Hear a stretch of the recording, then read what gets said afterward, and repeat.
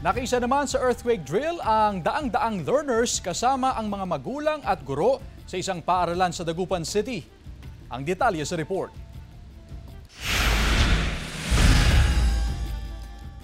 Pagtunog ng sirena,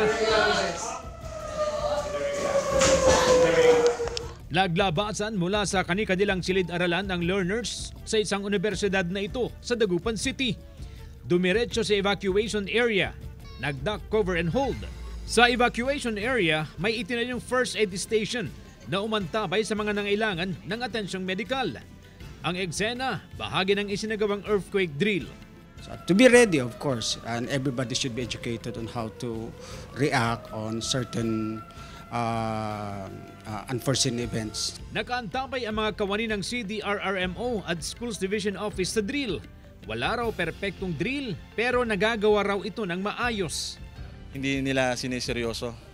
Most of them po. Ang drill dapat is within 3 minutes nandito na sila sa evacuation area. So dapat yan nakalinya, nagbibilang sa teacher, even yung mga empleyado natin.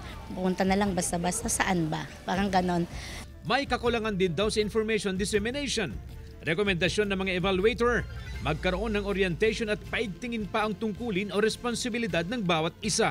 Tiniyak naman na pag-uusapan ng mga safety officer ang mga nakitang pagkukulang sa drill.